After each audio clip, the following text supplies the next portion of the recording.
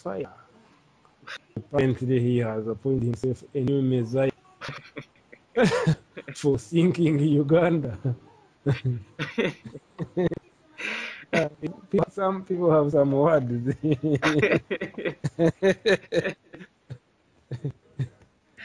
And I think that the media houses are getting a lot of money these days regarding things concerning Sejusa. Because every paper that comes out, I think it publishes something related to him. You know, this guy,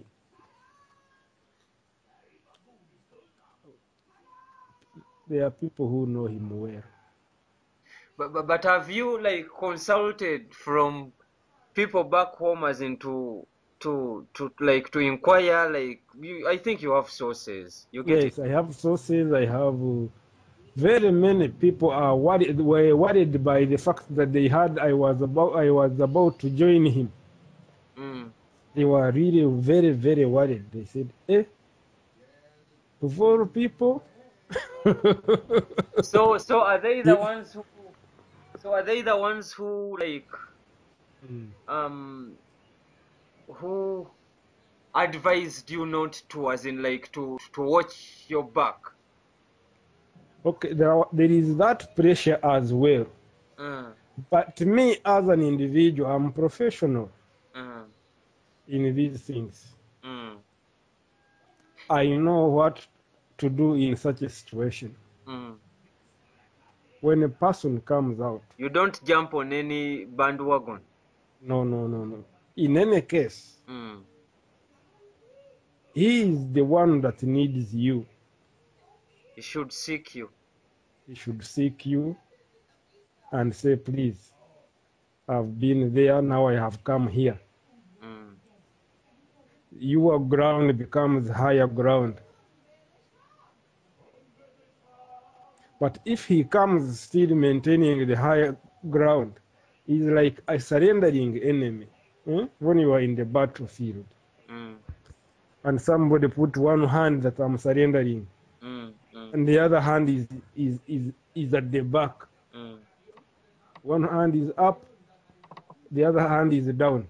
You don't know what the other hand down is carrying.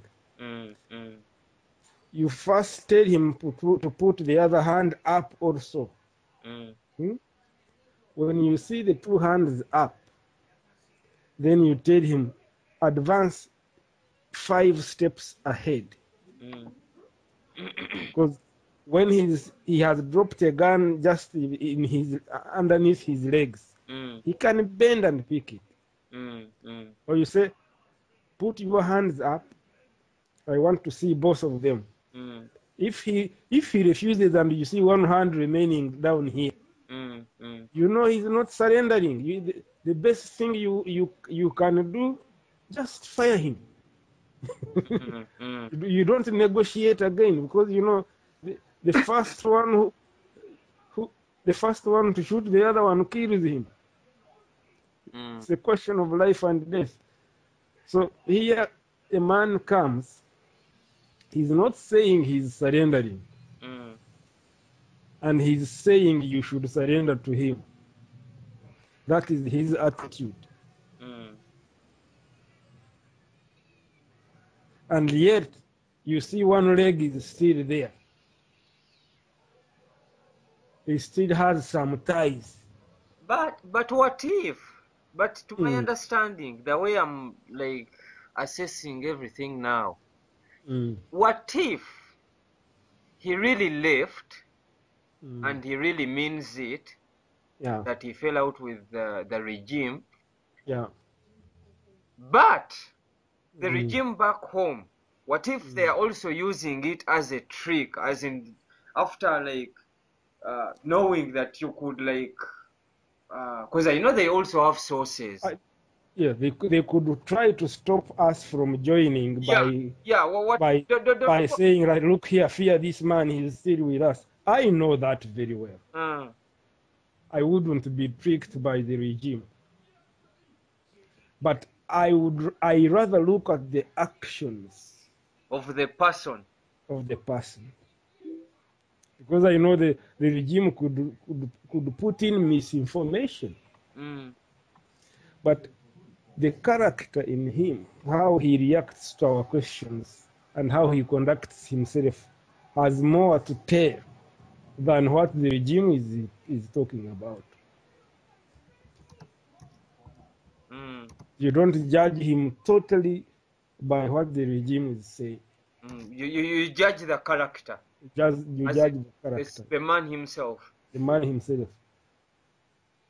And he is not the first one to get out of that establishment to join the opposition. He's not the first general. You know General Mugisha Muntu? Yeah, I know, and he was the longest serving commander. Commander, yeah. We should have had more to fear Mugisha Muntu, and the fear was actually there, but the way he conducted himself, in a very short time, everybody knew he had come out.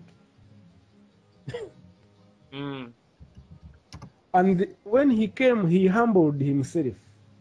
But by the way, he's really a gentleman. He said, "Gentlemen, I've come to join the struggle against this." And he made it. Yeah. And he worked like any other normal member of the FDC. He joined the FDC party. He worked as a member there. People moved with him for some time, giving him assignments. And he would deliver. You know, you can be judged by the fruits, not by just the words. And it takes some time for actually people to know that really what you are up to in this kind of situation, you should expect that there is suspicion. And then you take appropriate steps to calm the minds of the people. So look here, I'm not here to spy. We are here to work together and take away this situation. After some time, it was the people themselves proposing him, he should get this, he should get that. He's now the head of the FDC. Suppose that time he came, he said, and he started saying, "By the way, I have come to head the FDC." He kept low. He kept low, and his acts had a lot to tell the people that this is a genuine man. This is a genuine strugglist. But you are here, you are not like surrendering, and you want the whole world to surrender to you. People have taken time to build the small resistance that is giving Museveni pressure. And you have been part of the system that actually made it very impossible for the struggle to succeed. You've been so active against the opposition. You have attacked courts. You have molested the activists. You have kidnapped people. And you know, there are some incidents. For instance, when they are doing this, you don't see Museveni there. He sends juniors. Why should the general go to command something to round up a court? Why should the general go to command people, to evict people from land where there is oil? As if there is no lieutenant, no captain. You as an individual, you have been so overzealous in anti-people actions. And these are the people who are building the resistance. To go back to the question you asked me, are they the one asking you? Why not? They are saying, this man pushed me in the national park. I have no land, I have no house, I have no compensation. Is it the man you are joining? How do you answer that question, my dear? It's a tricky one. This man put our son in prison, and he said he will never be tried. And he has spent there 10 years. There's a guy called Captain Biarugawa.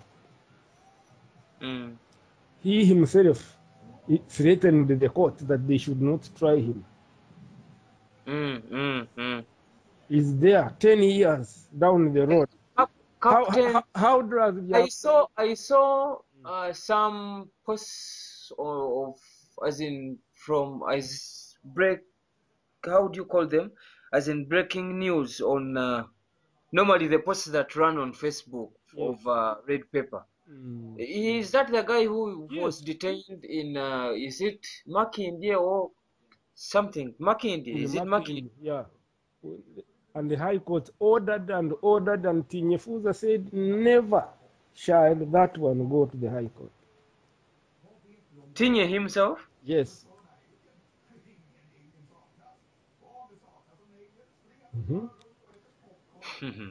The High Court of Uganda puts an injunction on people who are being evicted arbitrarily.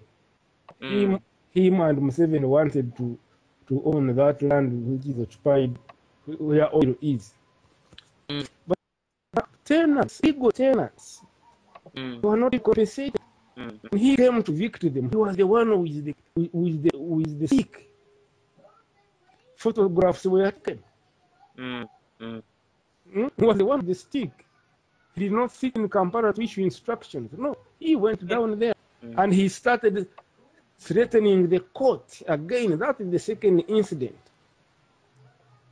The court which had issued an injunction to stop the eviction. Who do they think they are?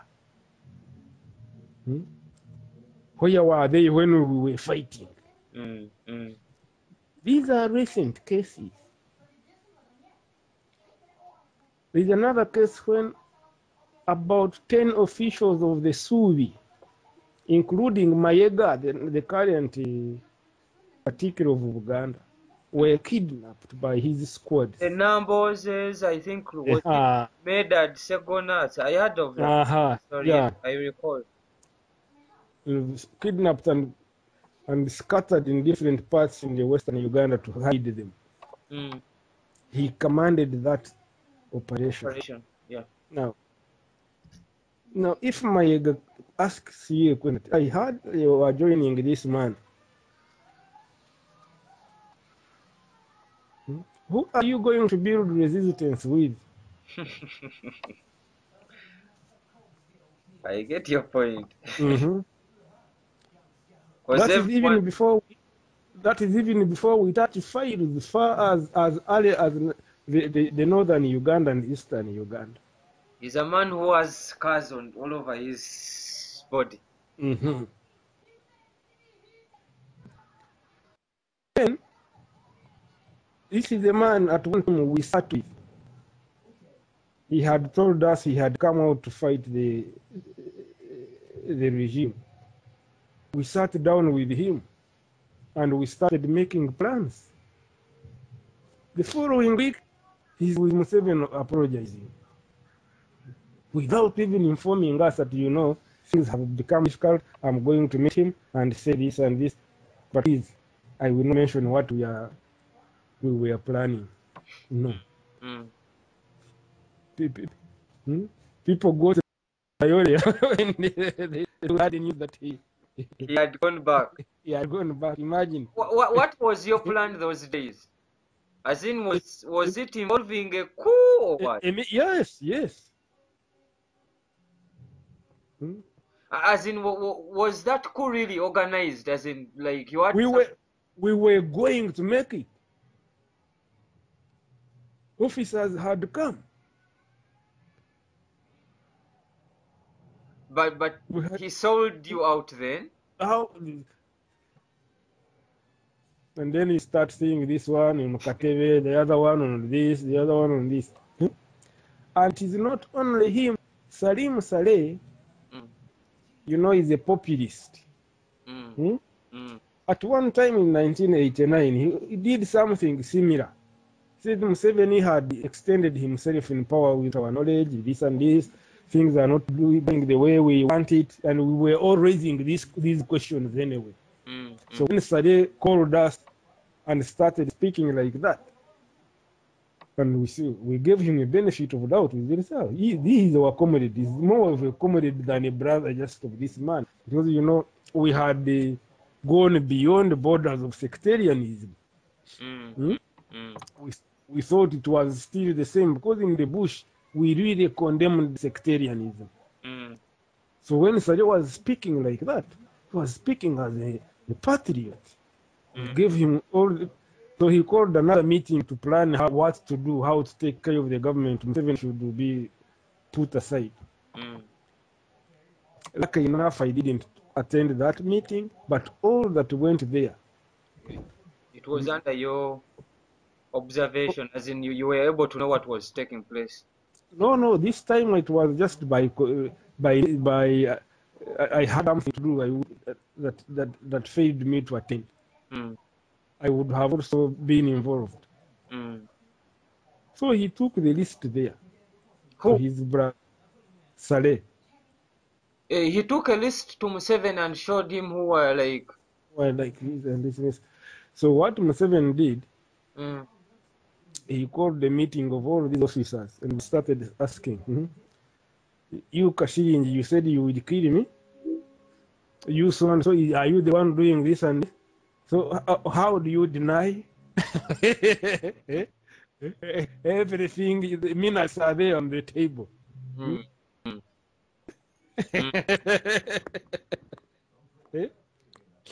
So the tactic was that he preempts what other people were doing who were about to overthrow that government. So what he did, he sent his brother, they foiled it in that manner without causing a row. Because how would you call another meeting? So what you're after foiling this one, would one call another meeting and people come to attend? No. So this is what exactly Sejusa might be doing. He might call all of us. We join and give our views and values. And if he goes back to Kampala and sails out, who else can always call people that look here, gather here and we do something? That would be the end of a popular resistance. Like it became the end of a coup in Uganda. You cannot call 5 people and say, I can't commit myself. You cannot call 10 people, 10 officers. I can't commit myself, because they know that history of sitting down with Museveni's spies. And that is what kept him in power. This time around, they might look at it and say, look here, these guys are gaining strength. We are in trouble. Let's go and preempt what they are trying to do. He comes, he gathers us, we lose the support of the population. He flies and makes a deal, and then they say, that's the end of resistance against Museveni. You will never call another resistance and people will say, we need resistance. Now you're sensing that regarding Sejusa's situation. Because if it was somebody coming to join the struggle, you don't come and start setting up.